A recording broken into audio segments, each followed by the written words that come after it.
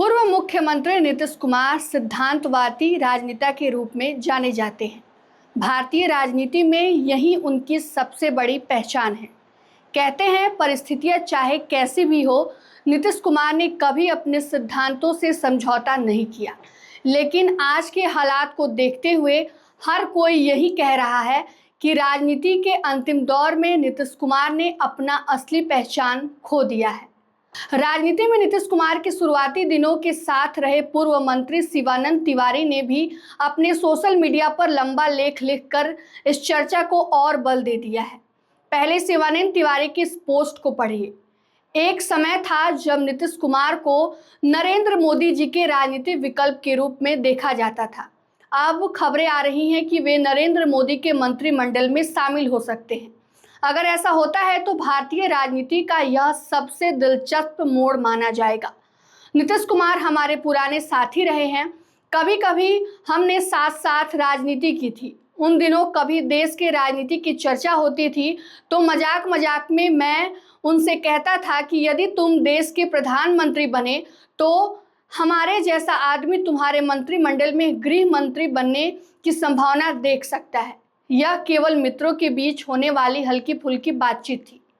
आज विजय चौधरी का बयान देखा कि नीतीश कुमार केंद्र सरकार में शामिल हो सकते हैं। यदि ऐसा होता है तो यह नीतीश कुमार जी की लंबी राजनीतिक यात्रा का अंतिम पड़ाव जैसा प्रतीत होता है। जिस व्यक्ति ने पूरे देश में घूम घूम कर नरेंद्र मोदी को सत्ता से हटाने का अभियान चलाया, आज वही उनके मंत्रिमंडल का हिस्सा बनने की स्थिति में दिखाई दे रहा है। महात्मा गांधी ने 7 सामाजिक पापों का उल्लेख किया था।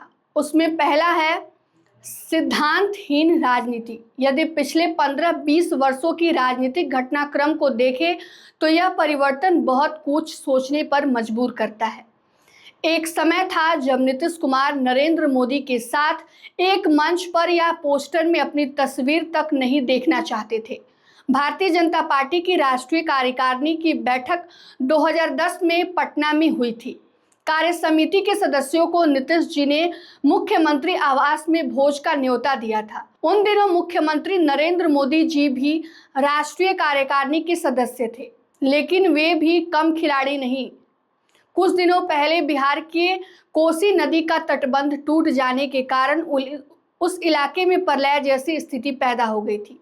कई राज्य सरकार ने उस गंभीर आपदा से निपटने के लिए बिहार सरकार को आर्थिक सहायता भेजी थी। उसमें गुजरात सरकार भी शामिल थी। मोदी जी ने उस सहायता को पटना में बड़े बड़े होर्डिंग लगवाकर प्रचारित किया।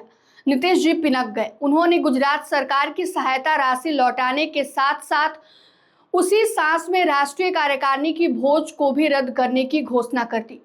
कहा जाता है कि उस भोज में मुख्यमंत्री नरेंद्र मोदी जी की संभावित उपस्थिति के कारण उन्होंने उस भोज को ही रद्द कर दिया था। वहां से शुरू हुई राजनीतिक यात्रा आज इस मुकाम पर पहुंचती हुई दिखाई दे रही है कि वही नीतीश कुमार अब नरेंद्र मोदी की घुटना छू रहे हैं। केंद्रीय मंत्रिमंडल में उनके शामिल होने की चर्चा आजकल केंद्र में बनी हुई है।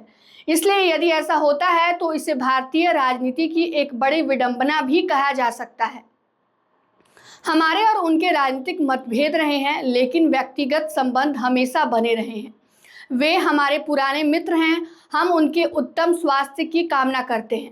शिवानंद तिवारी ने अपने फेसबुक पोस्ट में नीतीश कुमार के सिद्धांत वाली राजनीति की सारी कलई खोल दी है। वर्तमान हालात को देखते हुए लोगों को ऐसा लगता है कि शायद नीतीश कुमार जी यह भूल गए हैं कि बिहार और भारत उन्हें किस रूप में देखता आ रहा है। बेटे निशांत कुमार की राजनीति में एंट्री को लेकर पहले ही उनकी भारी किरकिरी हो चुकी है। परिवारवाद के खिलाफ लड़ाई लड़ना सत्ता हासिल करने वाले नीतीश कुमार को अब पीएम मोदी के मंत्रिमंडल में शामिल होने की चर्चा ने उनकी सिद्धांतवादी राजनीति पर बड़ा प्रश्न चिन्ह खड़ा कर दिया है। आप इस बारे में क्या सोचते हैं, कमेंट में जरूर बताइएगा। आप देख रहे थे मगही न्यूज़ और अब स्नेहा को दीजिए इजाज़त। मिलते हैं अगली वीडियो में। धन्यवाद।